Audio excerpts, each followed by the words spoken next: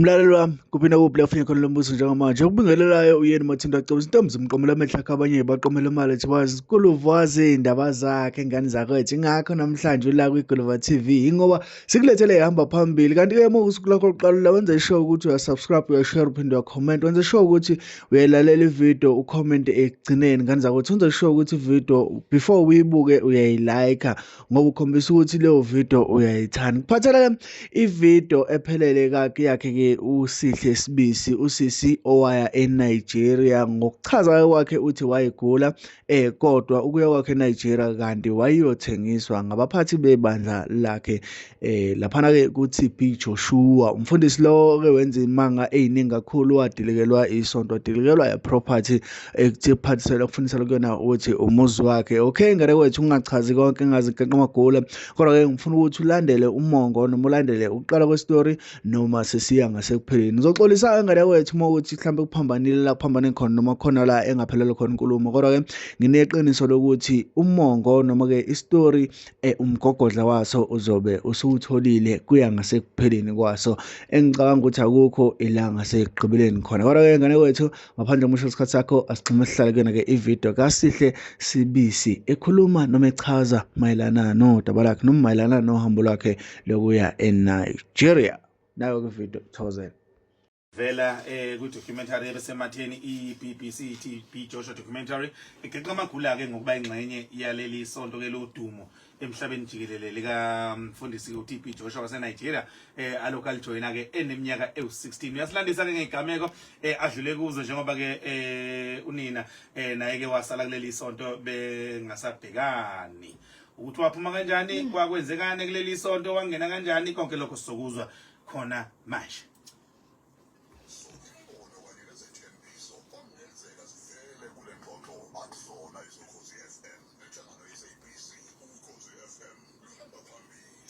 Dadewethu sikubingelele mahlasa sikwamukele emsazweni Ukhozi FM sawubona. Sanibonani njani kwaKhozi? Siyaphila thina njani wena? Ngiyaphila nami. Yeah. Ungene kuleli sonto lika mfundisi uTB Joshua uneminyaka e16. Kwenzeka kanjani awusilandise dadewethu? Mfethu yabona ke ilento ukuthi uma wathola inkonzo ayijoyina ngoba khona uanti olamu baba obegula ngaleso sikhathi ubefethwe HIV and then kwafika labafundisi from Africa abathi bayakwazi bona ukulapha HIV balapha zonke izifo thizeni so uma ke yena ke wa joina lebandla ngoba lo mfundisi thizeni uthoya wazi ukulapha ingculaza I may join inkonzo uma obviously ingane nathi ulapha uma eyakhona nathi yeah hayi uma join inkonzo si join inkonzo then kube right kube normal church but in an overnight service ya Friday Saturday kune prayer Sunday inkonzo likuphi lesonto inkonzo belisegoli lisegoli yeah and then inkonzo maye yenzeka kanjani umfundisi bese angikhetheke mina phakathi kwabonke abantu athi kuma wami phela the way they design le inkonzo ukuthi when you are close to a man of God is status yes like you are very close to uNkulunkulu yes most yeah ngoba phela isho they already groom us ukuthi uzucabanga ukuthi hayi umfundisi uyiprophet and it means ukuthi uyezwa uzwa nemicabango yakho uma ucabanga ungekho phambi kwakhe so ufuna ugade nje lento oyicabangayo whatever urepent the same time yebo so umfundisi wangikhomba wathi Sihle Sibisi wena you are born of the world but you're not of the world so umfundo uzohlala emission house sicabanga ngasuka ekhaya ngayohlaliswa emission house uneminyaka emingaki la ngifunda umatric I just ngiya ku matric at that time so hlala emission house ngahlala emission house for some time emission house mawufika nakhona icriteria ukuthi uhlala emission house number 1 you must undergo HIV test wonke umuntu okay wonke umuntu so ngaleso sikhathi sazi ukuthi thina hayibo sitestelwa because umfundisi ayithi bathi ulapha ingculaza if una ingculaza ayizokulapha umfundisi yebo kanti no masoyibheka manje umfundisi ubesefa ukuthi ubani angalala naye ubani angeke amthinte because laba abaclean abangena ngculaza yibo labo beyadlala nabo wena mugula nje amfethu ufile imovite ufile umthandazo ufile ukufasta you understand Wait, so ufast ukuthi uthandaza lokho ukuthandaza njalo kuphela ingculazi iphume phela emzimbeni ufile imovite ufile ukufasta ufile yonke lento yakho you understand then from there umfundisi kaqaleke lento yakhe ukuthi guys usikhathi ngihlala emission house mange university evits ngihamba ngifaka indwangu amalapha phela umfundisi udabuka eZambia oh yeah so usilethela amalapha wabiza ichitenge bakuthiwa sifaka amabhluku so ufaka ilapha kwaye esikoleni awuqabane university university awuqabane mfethu ngimuhle kangaka Nkosi yami Nkosi uJesu ngifaka ilapha university ngoba phela ngisho bathi ufune umzimba wethu singawubonisi yes oh yeah uye university but mangifika university high fine ufunde ubuye then it started lapho umfundisi sekasibonisa ama video walo prophet wathi TB Joshua asitshela ukuthi hayibo TB Joshua is spiritual father yakhe yeah spiritual father what does it mean hayibo spiritual father it means ukuthi le anointing anayo yena umfundisi waseZambia uyithole kuTB Joshua TB Joshua is spiritual father so nisho nathi ke manje mawasibonisa ama video kaTB Joshua abantu balapheka people are walking people now uyalangazelela ukuthi enkosi yami one day is one day hayi ngiqede ke varsity kube into yokuthiwa hayibo kuyahanjwa phela kune trip we were Nigeria shobona spiritual father awunamanga ithini injabulo lapho hayibo wema buka at that time magiwa ku trip the excitement beyigcwele ngaphansi kube phela nakhona futhi for you to go to the trip ban assess ukuthi who's going who's not so ngafika no 100 bese bathatha of 100 kambe 30 kuphela okay bakhethwa kanjani bakhethulani futhi laba bakhethwa ayilona isikhathi sazi phela ukuthi khethwa kanjani so afike at that time umam Sandra ubesebenzela TB Joshua naye God rest his soul usekhothamile basebenze bas interview hayibo night trip se Nigeria sambe se Nigeria ngithatha leave ke mina emsebenzini usuneminyaka emingaki lapho I think at that time I was 21 okay Thatha leave emsebenzini I think 2021 somewhere there 2021 thatha leave because I just started ukusebenza thatha leave and in Nigeria uhlala 7 days angithi 7 days so thatha leave emsebenzini hayibo sihamba se Nigeria at that time ngiyakhumbula bengidriver iFiat Palio ngithanda ukuyithengela imoto yami Fiat Palio so ngingishiye nobaba wami ngithi ngicela ayigade bengine flat ngihlala Auckland Park yabona nje kube into ukuthi hayi ngiyahamba ngiyabuya awangibuzanga elangeni mangifike eNigeria kanti dala kuplaniwe ngami incwadi ngami sivaliwe pheto kitu ukuthi usihle sibisingeka buyi ngoba yini ngoba yini usezohlala lana aseva uNkulunkulu lana aseva abantu basesontweni kwenzakalani alisho phela mase sifika lapha mawufika ulangazela ukubona uTB Joshua so for ngamabomu 7 days bazogcina lapha so every day Monday Tuesday Wednesday Thursday Friday nibukeliswa ama video niyagrumwa and then ngiyatshela ukuthi must be an attitude of prayer for those 5 days because phela umfundisi make kubona kufanele ukuthola upure yabona and your thoughts at that time kufanele zibe pure so that maya ku prayer line umfundisi angageji ngawe yabona azokhuluma ukuthandazela hi but at that time mina ke ngabona ingane yakhe namanye ama disciples like maningi abantu basanhlala phaya kuzwa ama disciples like abantu basana from all over the world wait so nihlala kuphe hotel umuzo omkhulu ukwenzakalani ngaleso sikhathi angazi ukuthi kwenzakalani but then hayibo Saturday night ke thiwa praise the Lord sicela ukuthi impahla ngizogcoka Sunday ngesonto ku prayer line nigcoke namhlanje ngoba kufanele senza i-pre-interview before umfundisi ezokukhulekela so at mayidlala ku TV kubonakala ngathi it's one day you understand yes so if ngizogcoka le ngubo emnyama Sunday ku prayer line Saturday night bazongicela ukuthi ngigcoke yona vele that's pre-interview so that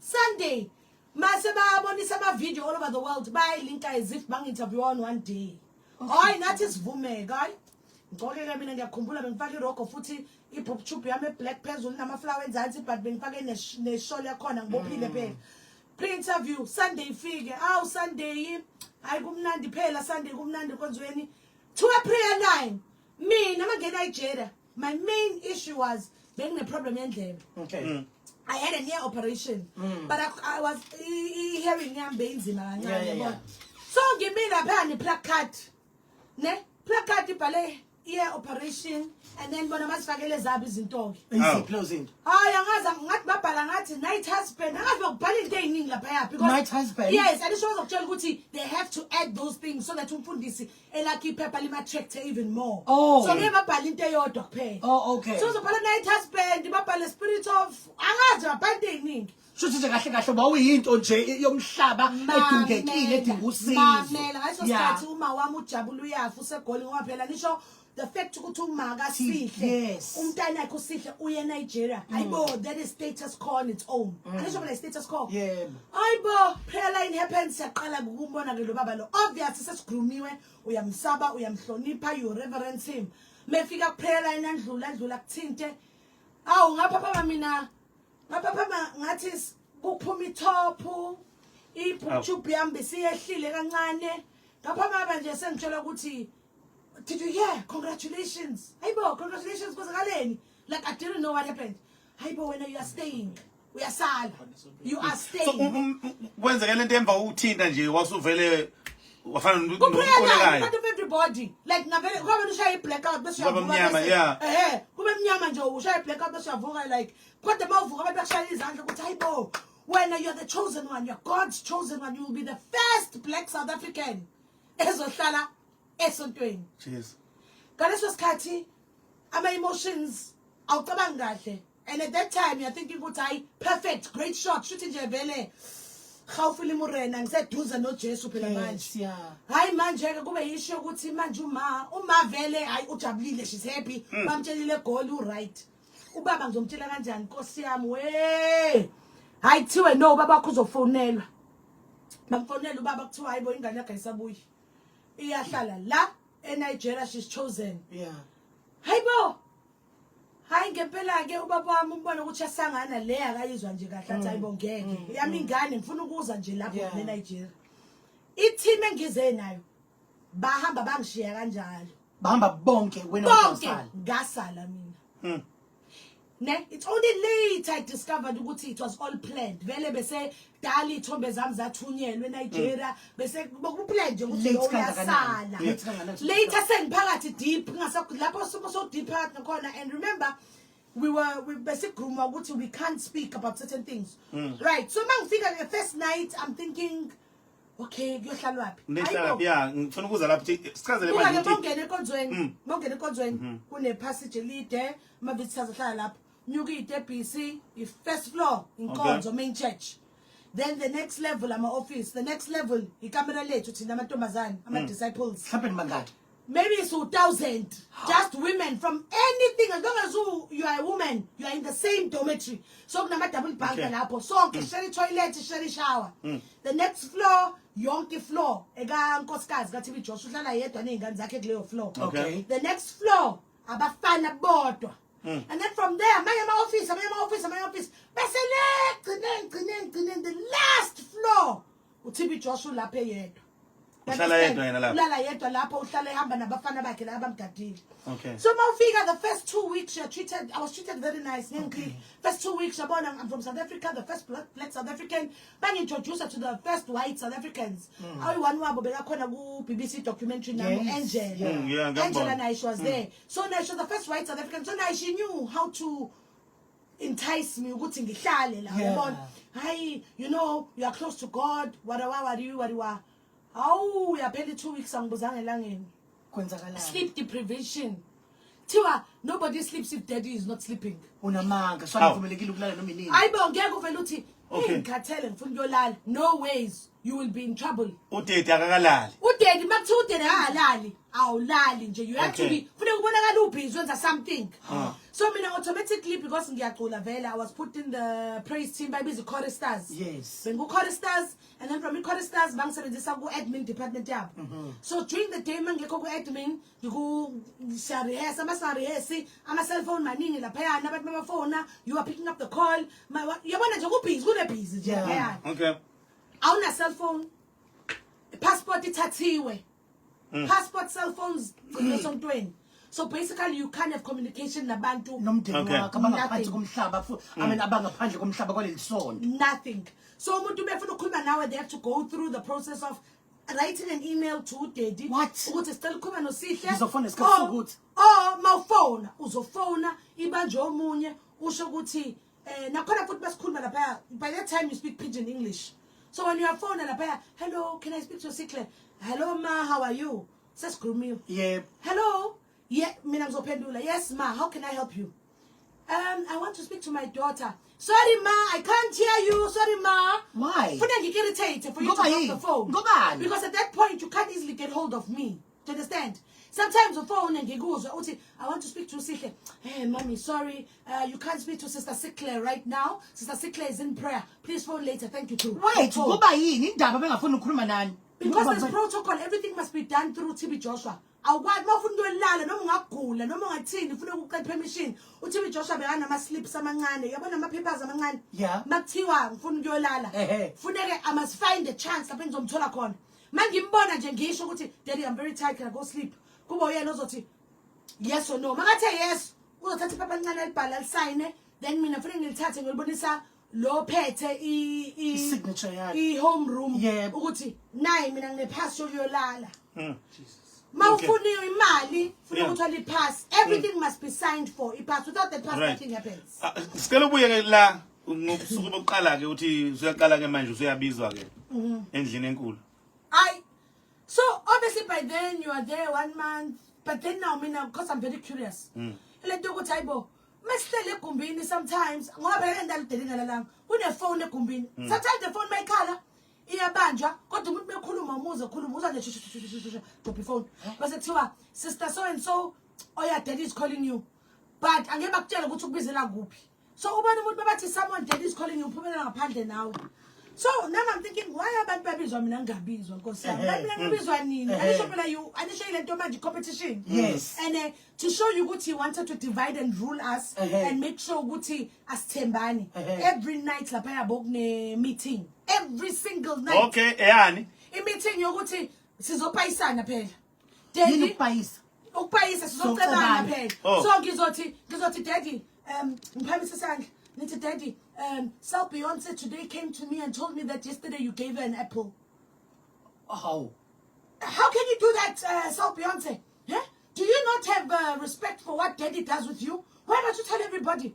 So, for the first time you are exposed to seeing abantu beqhenywa because there are certain things that you can't share with certain people. So when you are exposing certain things, so that is why even if you know ubaba udaddy did something to you uzosithulela uvala umlomo uthi twi because awufuna ukushaywa phela nawe ngoba phela mawupayisa uzoshaywa. Then the fateful night happened where one day kwathiwa Sister Sickler daddy is calling you. Hayi ngiphume ngithi mina so bokhona usisi okubizwa uBhisola ukhona ku documentary naye uBhisola shows the pimp uyena ke ube lapha yana uyena bekhetha ukuthi namhlanje kuyabani akuyibani or whatever uye besebenzisana no TB Joshua documentary and I think we've come a long way no Bisola because we had to sit down and actually make peace. She had to apologize to all of us because Masenzi reunion we all found out how can talk as a day so Bisola but she was benefiting at the end of the day. So masichaze lo muntu la manga understand ekhaya. So uBhisola kahle wawuyena kwakuthunywa yena edayisa ngamantombazane ewadayisela yena uTB Joshua. Yebo Bisola. Akayiphiki. Yebo usebenzana uTB Joshua esebadayiseli. Bukai. So Bisola uzozathi Sister Sickler daddy is calling you. So uya kuye athi oya alisho manje like ikamera liphezulu but it's got different entrances and exits. Oh man so I go uzothi kuwe oya Sister Sickler use the west wing. Oh so when why look gibela west wing khona uyehlayo khona kuma ke asibonani phela lisho phela because there are different entrances.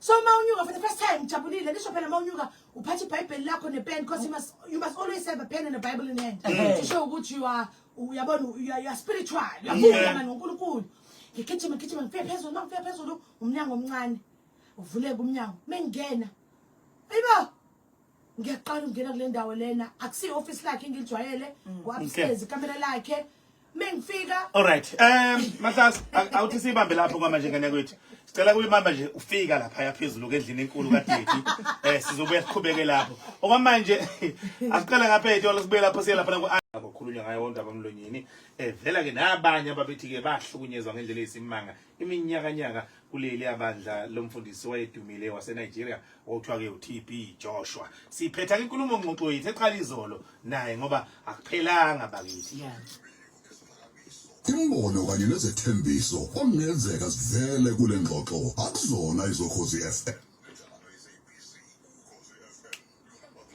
14 minutes after 5 njengoba sekhona uSihle. Hi Sihle, siyakwamukela futhi back emsazweni Ukhozi FM. We on WNB. Unjani ibinjani impilo kusukela izolo 24 hours yeah. 24 hours later. Eh. Hayibo ngilale kamnandi. Yazini, one thing I've learned or I've always told myself ukuthi Sihle Smith awuyona imali ukuthi uthandwe ngiwo wonke umuntu.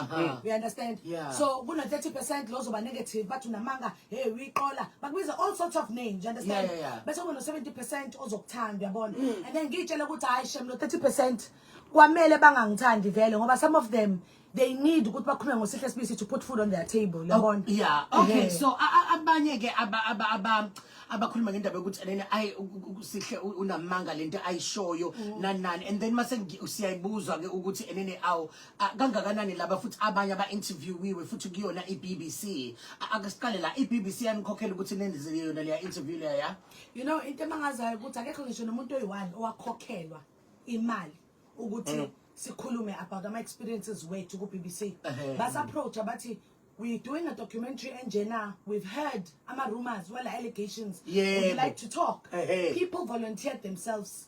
Ngicela umahlasa sigxile kakhulu kwamageba amamulimo singa ngeni kakhulu ngesilungu yazi. No ngithi akekho nxese. Hayi ngiyaxolisa ngizocela ulimi lwakamageba. Ngithi akekho nje umuntu wakhokhelwa selfie. Like wonke umuntu beza kuthina bathi kunama allegations anjena ngalo mfundisi othize na and siyazi from ukuphenya kwethu ukuthi nawe uke wahlala phaya uyafuna ukukhuluma yini blah blah blah and then wonke umuntu wayivumela yena ukuthi okay ngiyafuna akekho nje umuntu wathola imali from i documentary except ukuthi masenza i reunion ilapha abasikhokhela khona ke ama flight tickets ukuthi sihlangane sonke ukuthi reunion base UK. That is it. Basikhokhela ama flight ukuthi UK for reunion and nama hotel accommodations. So boku mina omunye phuma eBotswana, omunye phuma China, omunye phuma wherever around the whole world. So akekho nje umuntu wakhokhela. Mhlawumbe siqhubeke dadewethu. Nginembuzo emibili engiyibone ivela kwabanye. Abanye bathi usengemithiyo. Bathini? Usengemithiyo kusho ukhuluma amanga. Abanye bathi akukho umsayi ebusweni bakho ukuthi lento oyishoyo into ngempela ke yakuhlukumeza. Mhlamba siqale kulawa maphuzo amabili ngaphambi siqhubeke. Right, kulaba bathi nginamanga we ngithanda ukuthi it's expected. Uzothola ukuthi labo amalunga waleyo nkonzo obebamthanda leyo mfundisi. Bemethemba futhi. Bemethemba ngeimpilo zabo zonke. Ngenze example ngesikhathi kuboshwa omunye umfundisi thizeni ukuthiwa uBushiri. Ama facts akhona eboshiwe esejele. Kwenzakala ngaphandle kwenkantolo abantu bebemile bathi hey bo udedi wethu nona ninamanga hey so it's expected and angibasoli shame because remember mongena kule inkonzo hambisana ne grooming ne indoctrination so ukugroomwa no indoctrinator it takes time ukuthi uphume kuyona just like nami noma sengiphumile enkonzweni funny enough kodwa mengifonela umfundisi I was still taking ama calls why mhlambe futhi abanye mawufuna ukubatshela ngobubi baleyo nkonzo wena usubazi abafuna ukulalela hayi bafuna ukungimamela inhlobo laba bathi ebusweni akabonisa ubuhlungu hawu ngabe yakhala ngithi shame kuwena because it means uyaqala ukungibona uyaqala ukusizwa istory sami because since 2012 yes I've been ngikhuluma ngale story ngibhala ngaso ngikhuluma ngaso ngibhala ngaso dala abantu bethi hayi unamanga since that time even the time eseshona kuTB Joshua ngafonela ama journalist ukuthiwa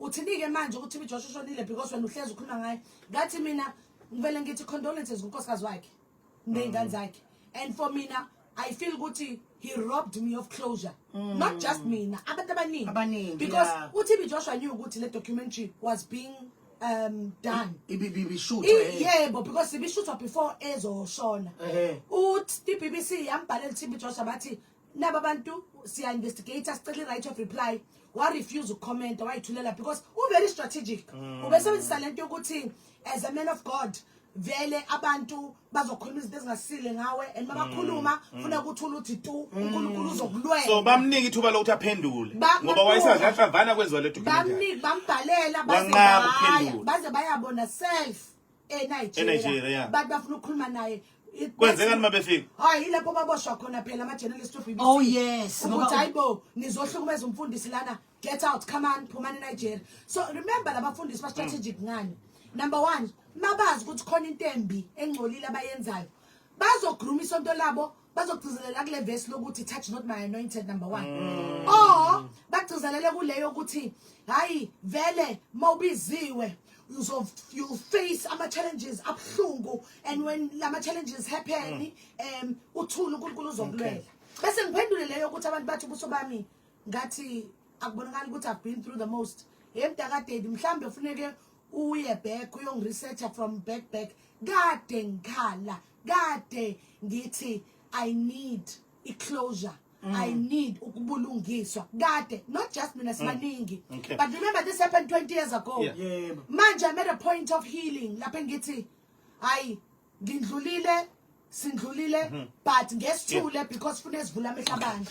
Ngisiyama kakhulu sisiwambe ngithi asiqale nje kule umbuzo leyo naleyo zinto abantu abayishoyo ngithi asiphakamise eqala bese siqhubeka ke asiqhubeke ngiselBeyonce asibuye la kudedwethu ke sikhulume manje ngeyimangaliso ke ezenzeka lapha ya kuleli sonto ngoba lamasonto lawa noma leli sonto sikhuluma ngala singawayi asoyeke namanye sikhuluma ngaleli lika mnumzana uJoshua sikhuluma ngaye ukuthi ubesukumisa ishosha kufika abantu bethole ngenhlaka begula bafike eqingqo basinde njalo ubuyibona lezi zinto zenzeka sichazele bekwenzeka kanjani konke into khona yini ngicela ukunikeza example.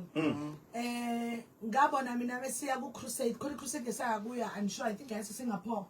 So sihamba 1 month before. I-crusade yini? I-crusade anisho phela lento ukuthi kahle kahle leyo kufaka amathende ukuthi khona umfundi. Oh ngoba kunama branch emhlabeni nehlukene. So itende lokushini kahle kahle crusade. So bengifuna ngihambela amazwe ke. So anisho phela funeka hambela amazwe phela because uyayifuna ukuthi abantu bamazi ukuthi adume futhi. And futhi abantu bedonseke beze futhi Nigeria. Exactly. So thina ke makiwa crusade ngikhuluma personal experience. Efike engqondweni masipitile yase Singapore. Masiye Singapore uyakhethwa phela ukuthi kuhamba abantu nobani ngesihambe sonke phela sibaningi. Then sizohamba 1 month before the crusade. Mawahamba 1 month before so utsheliwe ukuthi okay fine mina njengoba bengishilo izolo ukuthi bengicula benguchorister, right? So ngiyazi ukuthi ngizocula on the day of crusade. But the reason why sihamba 1 month before, we are going ukuthi sohlanganyela, for example mhlambe khona isonto elilodwa nje elaffiliate naye kuleyo ndawo. Masifika kulelo sonto lelo sona ukuthi basintroduce to ama politicians olapho, abantu abane financial muscle, ama high profile people, and then from there thina our job ukuthi singene basintroduce to amasonto amanye ukuthi si hey abantu ukuthi hayibo uyeza uthi Joshua uyeza uzonilapha thizen. But masile thina 1 month before, 2 weeks before afika kena uProphet kuzofika abantu abaqhashiwe. It's either from South Africa or from Mexico, from different world, maybe uzothatha 10 from different countries. Baflyiswe down maybe fika ke baqhashiwe bakhokhela. Babafika ke ilapha esibatshela khona ukuthi okay nina no 10 laba nikuma wheelchair nezwa, nina laba no 10 laba ninosifo ninengculaza, right? Nina ba 10 laba sinjena nje ama scenarios are different. Abanye banezifo zehlangothi ama strobasha zitro. That is why bayakathi biJoshua ngeke uvele ufike nje ukuthi ufuna ukuthandazela. Ngeke funa kuye through a process of registration. Ya register ukuthi awufani uthi nje ngizothandazela. Awuvele uthi ngicela ukuthandazela. Ngilapha Nkosi. Buka funa kufike number 1 before a crusade nasesontweni on a Sunday awuvele uthandazela nje prayer line. Funa kufike Friday, go through the registration process. Siyakvetha ke lapho i-vetting system. Uyashika igama lakho isibongo, what job oyenzayo, yini into ekuphethe. Usitshela nibhala phansi yonke into nje. Bhala phansi yonke into nje. Ayisho phela uma ufuna ube ne-placard. Uma ne-placard ebhale zonke izifo zakho. I-placard iboard elibhale lonke izinto zakho. Iboard ebhale zonke izifo zakho. So masikubona ukuthi hayi uSelBeyonce ngempela ugulela ukufake, hayi sizomthatha lona sharp. Kodwa unemali uSelBeyonce besimxosha. So what happens ku crusade ke mase fikile umfundisi, the first few days uzoba ne business breakfast nama business people. I should say we've already worked the ground. Yabona. And it must have a business breakfast. From a business breakfast ilanga le crusade sisi. Mangabuka nje uye nje uGoogle ubheka ama crusade awayenzayo. Abantu abagulayo bahlaliswa in rows. maybe from row 1 to row 50 yenza example bese sathi ukuthi row number 1 2 3 4 5 ilabantu abagula ngempela bese row 6 7 8 9 10 maybe laba abaflyisiwe phela abakethayo bese ke siyabamixa nje banga notice into one every time ethandazela abantu uTB Joshua akahamba yedwa uhlala hamba nabantu crew benamashina beduze kwakhe abantu abamgijimela abanye sihlebe endlebeni abanye sibhala phansi phela kufanele simkhumbuze ukuthi Daddy row number 1 and 5 danger means ilabo abagula ngempela so ungabathandazeli la uzobathandazela bese siyazi ukuthi 6 to 10 ilabo imiracles zenza khona so into azoyenza so imiracle engekho buka imiracle engekho khuluma so into azoyenza uzoqala vele ku row number 1 uzongena nimbone nani but mangambheka nje ngiyani ku Google ibheka uthandazela abantu kanjani akazi ngqo uya row per row hamba ama zigzag akubeka isandla so wena ugula ngempela awukuthinta awema ngizophola my faith yabona my faith akuthinta adlule kwena thinte mawuya ku 5 and 6 ilapho abantu bazo suku umuntu ne wheelchair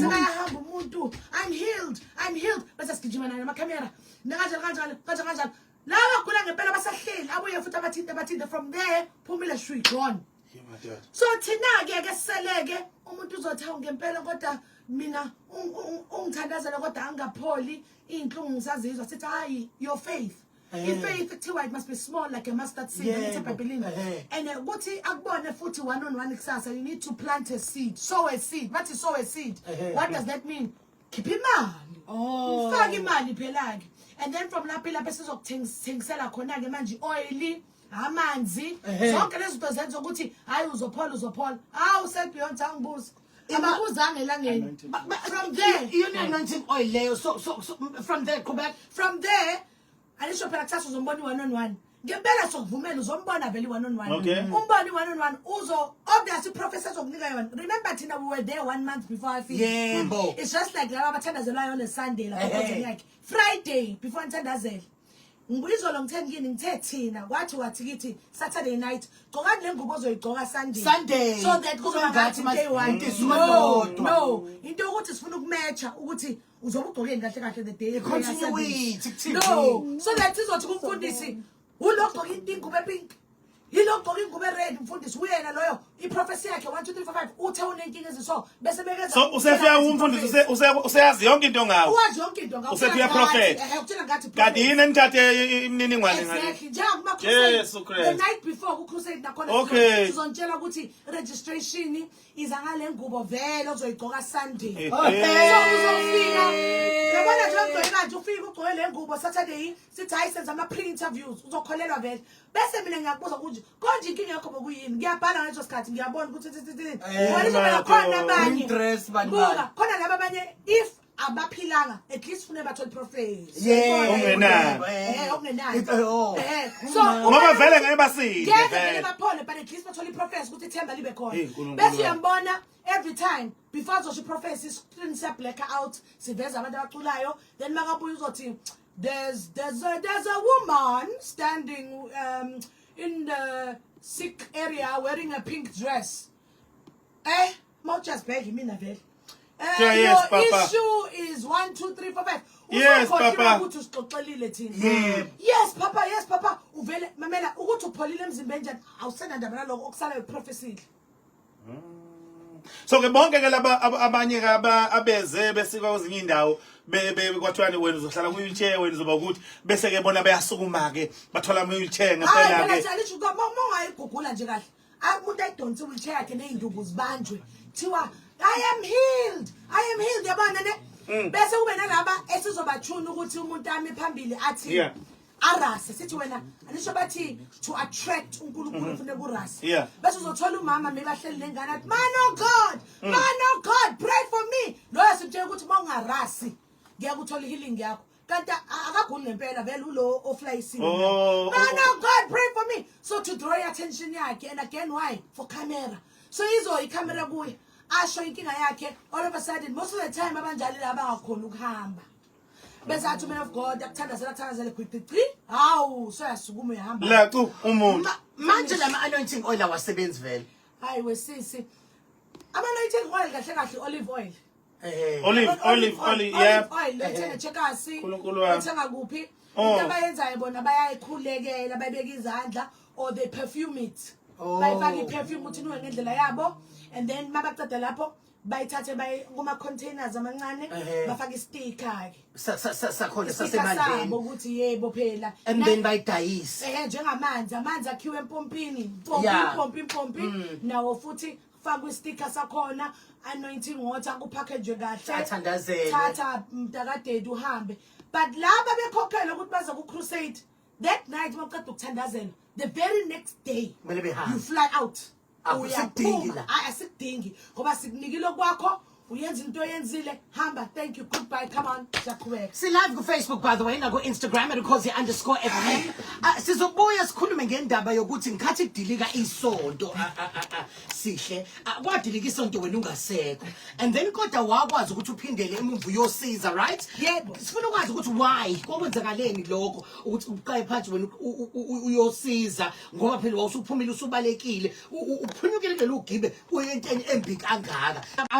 Buka inkulumo ngxoxo yethu ekhona ku KhoziFM.co.za my podcast uyalaphana ku WNB and then uyaqhubeka ke usihle sahleli naye usihle njengamanje ukhona sihle umbuzo wami ngekhathi kudilika isonto akuwona lapha eNigeria ngiyakhumbula khona umunye usisifuthi sakhuluma naye chatha naye owayestuck ngaphansi elokhuza for insuku wabona setholakele ecabanga ukuthi uzofa naye estuck lapha ngoba kungekho umuntu ombonayo nawe wastuck khona lapha kodwa waqala phansi waphindela futhi wayemumva kukhona uyosiza kungani Because njengoba ngisho ukuthi it's not easy ukuthi your spirit nengqondo yakho iphume kule inkonzo.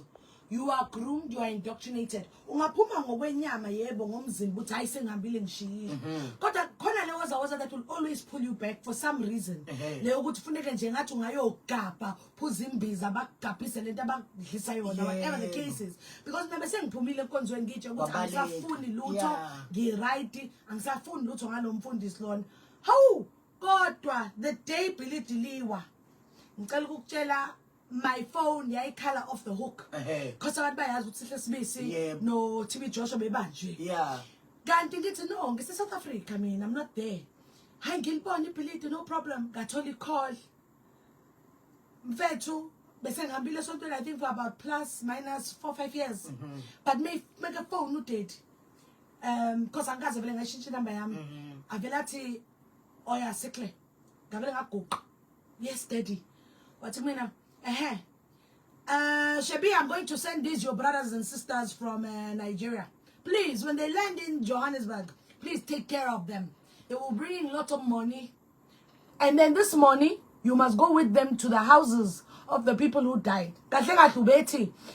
Uthumela amanye ama disciples from Nigeria. Bazofika la eGoli. Mebefika eGoli. Ngiya mina emuzini wakhe lapha eRivonia. Mengifika lapho sizophiwa imali. Funeka sihambe house to house, province to province la eSouth Africa lapho umuntu ama families abashonelwa amalunga womndeni wabo sibanike imali ukuthi bese sine script futhi besifika sizoduduza sizokutshela ukuthi ungakhali phela ngathi awuyilona ikholwa umuntu wakho ushonele enkonzweni it means ukuthi uzoya ezulwini straight uyimethaya umuntu wakho it means ufele ezandleni zakaJesu bese sekunika u50,000 noma 100,000 or 200,000 depending yabalabo abangafundanga kahle ama families la hluphekile sekushiya u50,000 Mas ngayari lama families lapha sibona khona ukuthi hayibo laba kufundile abantu balana angethi khona nje ubashayashaya sibashiya ngabo 200,000 siya lezo imali lezo sihamba no bag khonza ikhaya uneyimali I was there inside see different provinces khona iprovince asaya kuyo ubaba wakhona cishe washisa ngamanzi abilayo wasixosha wathi akafuni kwazi lutho yena ufuna isidumbu sengane yakhe so I was part of it so that goes back to say self Beyonce that is why umuntu bese ephumile kule inkonzo ezinjena it's advisable ukuthi buyela kini mhlambe bakenzela umsebenzi bakushisa ngempepho bakuphuza isimithi ugabhe yonke lemihlolo le ukuthi ube umuntu right otherwise iwoza sasekhona usazobuyela because they indoctrinate you it's hard you can leave the church but anisho futhi they instill fear in you ukuthi once uhambe esontweni uzofa wathi uhambe esontweni into zakho ngeke sasebenze right ngeke ube lutho ngokusuka la ngeke ube yilutho uzoba nje iphara so naleyo fear plays a role so it's a mental problem you understand hayi kuyakuzwa Thethwethu abantu abaningi abathanda ukukhuluma nje ngoba ukhuluma nje futhi ke bakubiza ngawonke amagama lawo yindaba pho uqhubeka uthi wena cha ngeke ngiphela amandla ngizoqhubeka mamela bangangibiza ngamagama abawathandayo if umuntu igama ngibiza ngalo lilethe imfudumalo emzini wakhe hayi meqhubeke mina it's my truth ngihleze ngisho ngithi iqiniso lami it happened to me kwenzeka kimi but it doesn't define me so angeke umuntu beqala ukuzwa le story vele emlandela uzovela athi hayibo ngeke umfundisi wethu athina 13 but since 2012 usihle khuluma abafethu hambani your research kahle but as I say it happened to me but it doesn't define me iqiniso lami kwenzeka kumina kodwa it does not define me okay so zikuphi impilo zenu njengamanje nalabo abanye abantu kukhona laba okwenzeka kubona ngibabonile kuma documentary ngiyambona nomunye futhi ngisekhohliwe igama lakho untomazane lo igama lakhe ugay futhi naye njalo njalo niyaxhumana nabo kuhamba kanjani empilweni zabo right so impilo zethu ke right now abantu bayasebenza abantu banemizi yabo abantu bayaphila but ngeke siqamba mangasithi we are completely 100% whole khona iphathi yethu le yaphuka you understand for example khona umunye lapha ku documentary yena udecide nje enhlobo ukuthi yazini mina it's fine I belong to the LGBTQIA+ community right khona banganayibeletho abakwazi ukuzala due to the multiple abortions that they were subjected to lapha enkonzweni you understand khona abanye nje emotionally bathi into ethi inkonzo noma isonto angifuni nokulazi mina in my case yabona lamasonto kwabantu abafike la ekhaya ngevisa angihlangene angifuni ukwazi buzongitshela ngedeliverance buzothi mina wena udinga deliverance nani angikudingi nje phambi kwami because ngiyayazi deliverance ihambelana nani ucabanga ukuthi bakhipha something kodwa bafaka something so nje for mina right inkonzo kule nkonzo yami le ngena ngo9 iphume ngo10 full stop lezi ezinye angihlangani noma ngangiceka nithini lo othi usihle udinga deliverance makayo deliver yena qala sibone ngayo sihle uthi ufuna ukuqwashisa abantu ngento wena udlule kuyo njengoba njengamanje uyishabasheki nje esimelela yonke nesixwayisa bonke abantu ngezinto ezifana nalezi ikakhulukazi ithinta inkolo nje kanje kungani kubalekile kuwe lokho kubalekile kimi because that's how ifoundation yami yazalwa ikwanele foundation because ikwanele foundation ukwanele means enough sikhathele manje and it happened ukuthi kahle mangibona icase ka Omosoto if you remember khona umfundi othiwa Omosoto naye phuma eNigeria ubenza the imgilingwane efanayo so mengibona leyo case it triggered something ngaphakathi kwami ukuthi ayibo I was once like her benginjengalo sisokhulumayo and then ngathi no kwanele foundation was birthed from my pain which is a gain for abantu abaningi because under Kwanele Foundation is no office elithi Kwanele Mfundisi we are not against the church asigxeki inkokolo yenu noma ngadlo fish nidla imfene nenzeni asihlangene nalokho but we are against the abuse of abantu uqolo kwabantu einkonzweni either emotionally physically financially we are against that because the Kwanele Foundation is a gender-based violence and femicide NPO. We advocate and stand against gender-based violence and femicide holistically ngazo zonke indlela. That is why sinale office elithi Kwanele Mfundisi. Ikhuluma ngento usihle andlula kuyona. Usakhuluma ngokwanele Mfundisi. I mean unohlelo elibizwa khona ukuthi of fake pastors or pastor bangokotela or pastor bangasibona. Lungande luhlelo yiziphi izinto enzenzayo khona? Hey, fake pastors, you know, uNkulunkulu emuhle. Ngizothi uNkulunkulu emuhle ngoba vele muhle. You know, fake pastors came after ngenza fake marriage. So last year October, November, December, ngafonela Mojalaf, but ayibo chakudinga khona ishow ozoyithatha. Ayibo my daughter was still alive then. So ngaqala ukushoot fake marriage, kwaba right, and then obviously it only aired this year. And then when the concept of fake pastors came up, ngabizwa futhi kwathiwa you are perfect to host the show when because you know the ins and outs. But people must be aware. If fake pastors, we are not exposing abafundisi, we are a show a reconciler imindeni. What do I mean? Buka mean. Ngathatha ngahlala eNigeria for how many years? Yeah. You understand? Yeah. So khona mama no baba nama family members akhalayo ukuthi ingane yethu asayazi ukuthi kuphi seyihlala esontweni inikele kumfundisi. Noma khona umama ou baba thizeni ou ugogo umkhulu o decide ukuthi yena indlu yakhe uyayithengisa uyithengisela umfundisi ipension yakhe yonke ne provident fund uyibhala under umfundisi. Yebo sinesizwe. No, iyayenzeka leyo. So if fake pastors is show yokuhlanganisa reconcile ama families together and to ukuletha ubulungiswa. So unfortunately masizo reconcile imindeni baba umfundisi makunegeme ozenzayo hayi mina ngizange ngizokuexpose mina ngizo reconcile abantu azozibonela nabo phela ku TV ukuthi hayi shothi into engasile lena aze kwanzima yeah baningi abantu asebedlule egamekweni ecishe ifane nalesi sakho sontweni ekhaya nasemsebenzini kune support group onayo. Oh yes, no, so the support group, it's called grief support group. It's so amazing. After after my daughter passed on this year, Alishobati diagnosis was a ruptured brain aneurysm. So I see as good in Lento. So we're in research. Brain Aneurysm Foundation Boston, the USA. So Sakali Foundation called the Kanisile Pediatric Foundation for Brain Aneurysm Awareness. So through that foundation was Zalegage, a diary of a grieving mother. What is that? It's a grief support group for all mama abalahlekelwe yingane. Because ngiyazi iphenyo yokulahlekelwa umyeni, right? But engane ngiyazi.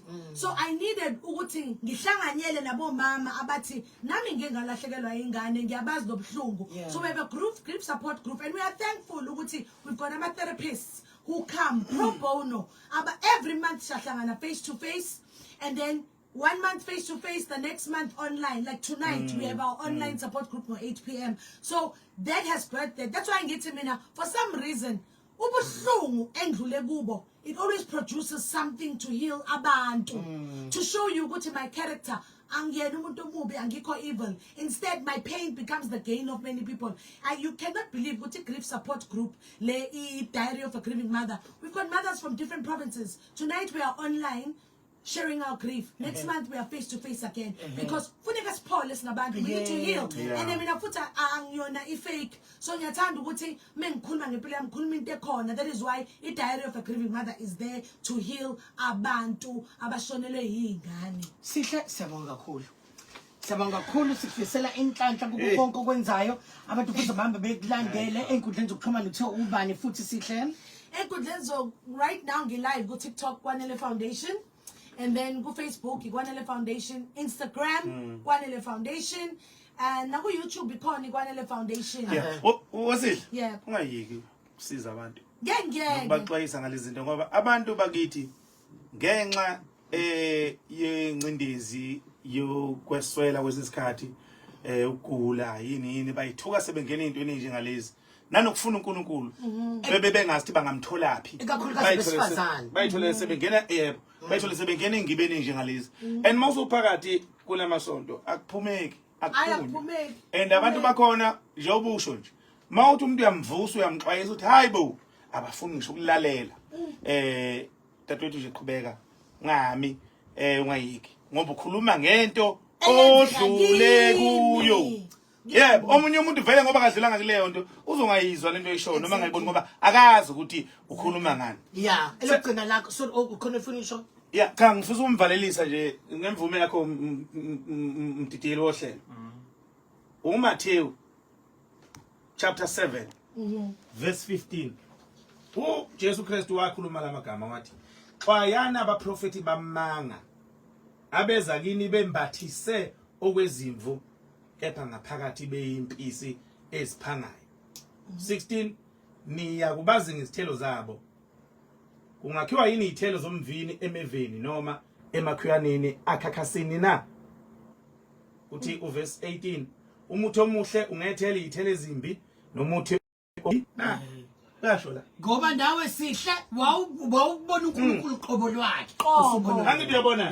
So mase ukuvukile waphaphama wavuleka amehlo entweni njengalezi akwandele bani akuyonto kanombani bambalwa abakwazi ukuthi bavule kamehlo umbhalo before le ngufundile usho njalo uthi indlela ebheke ebhujiseni inkulu baningi abahamba ngayo kodwa bayingcosana bayithola le ebheke ekuphileni akulula ukuyithola baqapha abantu besifazane hayi bakwethu asivule amehlo nje bakwethu asivuleni amehlo nalento yokwethemba umuntu umthemba uzungezwa lutho noma hayibo lithi iBhayibheli wena uthemba lokushoyo lo mholi wakho ngoba ngatshela ukuthi mina nakhe ngikwaziyo yazi ukuqaphelisa hayi bafethu ngeke man hayi ukuqaphelisa abantu ukuthi yabona ilunga lakho lomndeni yonke into ayenzayo mase umfundisi uthe isonto lithi ingozi lithini iBhayibheli lithini iBhayibheli izwi kaNkulunkulu honor your mother and father ukuthi izinsuku zakho zande ezweni but uthola ukuthi umuntu noma eganiwe uthola ukuthi as a wife umyeni wami angisamphekeli angisanasikhathi sakhe kodwa umfundisi bethe uyangidinga 100% hambile uyekudate umama uye kudate uye kuphapha bafethu ngeke abantu bayibonile fake pastors first episode uma ubekhala ukuthi ingane yakhe iye kumsebenzi ithengisa umuzi sihlala full time enkonzweni baphuziswa fish oil wathi umama bebeyiphuza bahlanza ama spiritual snakes live on camera siyabonga dadewethu uhambe kahle yazo sibonga isibindi sakho nje ngiyabonga kakhulu qhubeka uxwayisa abantu ngeke bamqede ubhovungani